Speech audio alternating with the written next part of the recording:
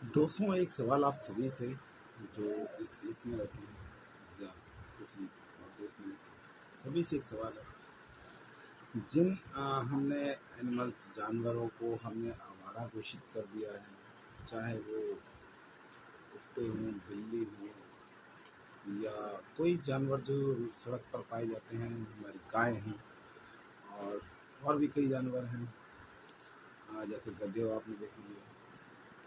तो क्या ये सब आवारा हैं या हमारे द्वारा इन्हें प्रोनाउंस किया गया है, आवारा घोषित किया गया है? आखिरकार कैसे कोई आवारा कह सकता है? क्योंकि हमने उनका लैंड मास यूज किया है। आज से अगर 200, 250, 300 साल पहले जाएं, पीछे जाएं, तो कुछ जगह जंगल हुआ करते थे जहाँ पर ये एनिमल्स रहा करते थे। लेकिन हमने अपनी सहूलियत के हिसाब से सड़क बनाई, बिल्डिंग बनाई, घर बनाए, पेड़ काटे और शेल्टर जो थे इनके रहने के, हमने वो छीन लिए। अब वो लोग, गाय जानवर जो हैं, उन सड़क पर आ जाते हैं, तो उसे उन्हें जो है हम आवारा कह देते हैं। आवारा गाय है, आवारा कुत्ता है, आवारा बिल्ली, आवारा भैंस, आवारा ये। क्यों हम इन्हें कह देते हैं? किसी की भावनाओं को मैं आहत नहीं करना चाहता, लेकिन ये रियलिटी है कि हम पढ़े लिखे सभ्य समाज के लोग ही इन्हें आवारा कहते हैं। अगर आप अनएजुकेटेड लोगों से पूछेंगे तो वो इन्हें आवारा नहीं कहते, वो उनके लिए खाना रखते हैं। जैसे कि आज आप अगर भारत में रहते हैं, ये वीडियो भारत में ही बन रही है, तो पहली रोटी जो है हमेशा, अगर बात देखी जाए तो पहली रोटी हम गाय के लिए निकाल के अलग से रख देते हैं, ठीक है। और क्यों? क्योंकि हमारे जो अनएजुकेटेड लोग, जो कि जिन्हें हम कहते हैं पिछड़े समाज के लोग हैं ये, तो वो ही सबसे ज़्यादा एजुकेटेड होते थे इन मामलों में। उन्होंने कभी इन्हें आवारा नहीं कहा। आवारा कहा किसने? जो एजुकेटेड है, जो अपने आप को बहुत ज़्यादा समझदार मानते हैं। अगर उन्हीं की समझदारी देखें तो बड़े बड़े सेक्टरों में जब हम जाते हैं, इतनी गंदगी होती है, घरों के आगे पानी का निकास नहीं है, लेकिन करोड़ों रुपए के जो है उसमें फ्लैट्स और बंगलों में रह रहे हैं, लेकिन सड़क उनके घर के सामने ही देखें तो सड़क इतनी गंदी होती है, ना रख रखाव है, ना कूड़ा कचरा, सबसे ज़्यादा पानी उनके इलाके में भरता है। तो क्या सभ्य समाज के लोग ऐसे होते हैं? और एक उदाहरण के लिए हम जो है पेरिस का एक एग्जांपल ले लेते हैं। 1880 में जब पेरिस के जो सरकार थी वहाँ पे, उन्होंने एक निर्णय लिया। निर्णय क्या था कि जो है आवारा जो कुत्ते हैं, स्ट्रीट डॉग जिन्हें कहते हैं, गली के कुत्ते, और जो बिल्ली थी, इनको पूर्णतः बैन कर दिया और इनको जबरन उठा के शेल्टर में डाल दिया। इससे क्या हुआ? असंतुलन फैल गया। असंतुलन कैसा? समाज में जो है उस समय बिल्ली जो हर एक चीज़ एक ना एक चीज़ से जुड़ी है। अगर आप एक साइकिल चेन को तोड़ते हैं तो साइकिल चेन डिस्टर्ब हो जाती है और किसी न किसी एक चीज़ की पॉपुलेशन बढ़ जाएगी और इतनी बढ़ जाती है कि उसे कंट्रोल करना बहुत मुश्किल हो जाता है। तो इसका एग्जांपल जो है आप क्या कहते हैं, इनसे अच्छी भली भांति समझ सकते हैं पेरिस के एग्जाम्पल से।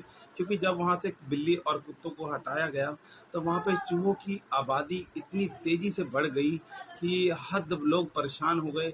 आखिरकार तो सरकार को फैसला निरस्त करना पड़ा और उनको वापस वहाँ पे छोड़ना पड़ा, जानवर जो बिल्ली थी और कुत्ते थे। तो ये भी हमारे ही एक इकोसिस्टम के साथ ही है, क्योंकि ये लोग हमारी साथ एक चैन का जुड़ाव बनाते हैं। अगर इन चीज़ों को भी हम हटा दें, जैसे अगर हम कुत्तों को ही हटा दें, अगर हमारे समाज की ही बात करें, अगर हम इनको हटा देते हैं जंगली एनिमल्स को, तो इसमें क्या होगा?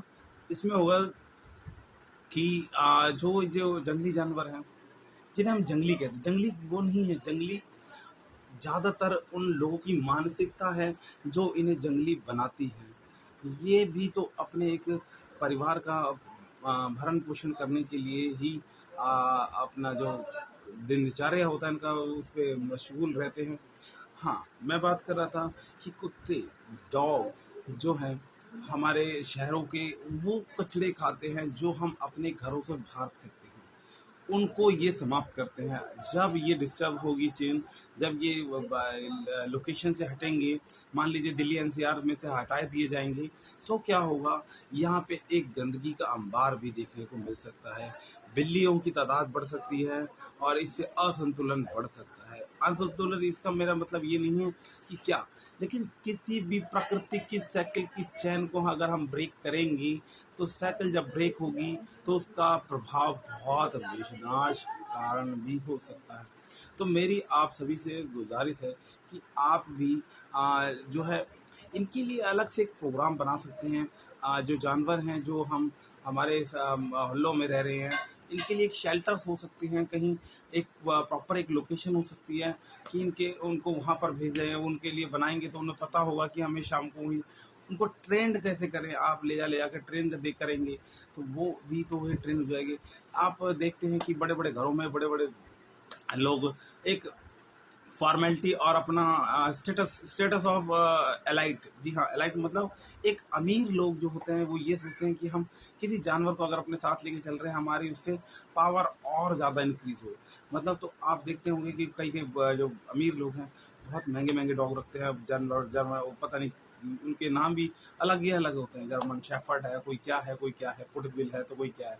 तो हम क्यों नहीं अपने जो है हमारे लोकेलिटी के डॉग्स हैं या बिल्ली है या चूहे हैं जो भी है, उनको ही एक अच्छी ब्रीड में कन्वर्ट करें और उनको ही हम नेक्स्ट जो जनरेशन है उनको हम अपने घरों में लाएं और उनको पालें। क्यों नहीं, क्यों, वह उनका उनका देश नहीं है ये, उनका भी तो देश है, जैसे हम लोगों का देश है। भारत में रहने वाले प्रत्येक व्यक्ति का अगर ये देश है तो प्रत्येक एनिमल जानवर का भी ये देश ही है। तो उनको भी बिल्कुल सेम अधिकार होने चाहिए कि उनको भी ज़िंदगी जीने का अधिकार, खाना पीने का अधिकार होना चाहिए उनको। उनके लिए अगर हम निवास अगर छीन रहे हैं, उनके जंगल कट रहे हैं उनके, तो वो जाएंगे कहाँ, वो शहरों की तरफ आएंगे, शहरों की तरफ आएंगे तो फिर हम उन्हें जंगली जानवर कहेंगे और आवारा कहेंगे। तो वो फिर उनके पीछे हम या तो उन्हें मारते हैं या उनसे वो हर्ट, तब वो भी हर्ट करते हैं, ऐसा नहीं कि ऊपर जंगली जानवर कुत्ते काटते हैं। तो आप एक ऐसा अभियान चला सकते हैं, आप उनको इंजेक्शन लगा सकते हैं ताकि लोगों को अगर काटते हैं तो को इन्फेक्शन ना हो, रेबीज के जो आप जानते हैं कि, और कुछ ऐसी ट्रेनिंग भी कर सकते हैं ताकि वो फ्रेंडली हो सके। मतलब अगर हम घर में लाए हुए डॉग्स को पालते इस तरीके से हैं कि वो हमारे साथ इतना सा घुल मिल जाते हैं कि वो फिर आगे किसी को कुछ भी हर्ट नहीं करते। लेकिन ऐसे ही हमें इन्हें भी ट्रेन करना हो, सरकार को एक बड़ा प्रोग्राम चलाना चाहिए जिसमें सभी जानवर, क्योंकि वो भी इस देश का ही हिस्सा है, उनका भी इस लैंडमार्क्स पे बिल्कुल बराबर का हिस्सा होना चाहिए। क्यों नहीं होना चाहिए, हम इंसानों को कैसे हक हो सकता है इस पूरी पृथ्वी पर, वो भी तो इसी पृथ्वी पर रह रहे हैं, चाहे जानवर कोई सा भी हो, सांप हो, बिच्छी हो, चाहे कोई भी हो। तो उनके लैंडमार्क्स को भी हमें सिक्योर करना होगा। और मुझे आपसे उम्मीद है कि आप भी बात समझ सकते हैं, और प्लीज़ आप उनके आप भी अलग से कुछ इन्वेस्ट कर सकते हैं, सरकार की सहायता कर सकते हैं कि हाँ भाई, आप सरकार से कुछ पूछ भी सकते हैं, सरकार को कुछ सजेशन भी दे सकते हैं कि कैसा कैसा क्या करना चाहिए हमें, अगर इन जानवरों को अगर हमें सेफ रखना है तो। क्योंकि इनका भी देश है और हमारा भी देश एक ही है, हमारे ही हम ये नहीं कह सकते कि सिर्फ ये हमारा देश है, बराबर के हिस्सेदार हैं सभी, और सभी का हिस्सा बराबर होना चाहिए। किसी की महत्वता नहीं कि लाभ पकड़ के उन्हें जबरन नसबंदी करा दी जाए या जबरन उनको ऐसा कुछ कर दिया जाए कि भाई उनकी पॉपुलेशन रोक दी जाए। तो ये तो फिर सब पे लागू होना चाहिए। ये चीज़ें अगर हैं तो सब पे लागू होने चाहिए, क्योंकि देश में अगर नसबंदी की बात होती है तो अगर जानवरों पे ही करी जा रही है तो जानवर की इतनी आबादी नहीं होगी कि जितना इंसानों की आबादी इस देश में। तो नसबंदी तो हमारे देश में इंसानों पर होनी चाहिए थी। ऐसा नहीं है कहा जा सकता कि ये वो आवारा है, वो भी अपने परिवार का एक हिस्सा ही होंगे, उनका भी वो चलने का।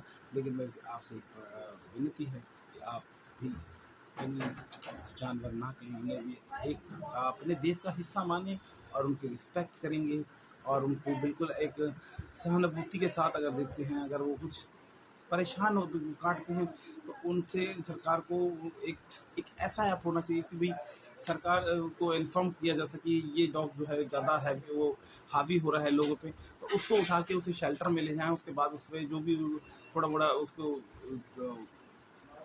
इंजेक्शन विजेक्शन लगा के फिर उसको ट्रेन करके फिर उसे उसे रिलीज़ किया जाए। नहीं कर पा रहे तो उसे शेल्टर में रखें, ना कि सभी को शेल्टर में रखें, क्योंकि सबका कोई भी गलती नहीं है। तो दोस्तों आप चैनल को सब्सक्राइब कर सकते हैं। बाय दोस्तों।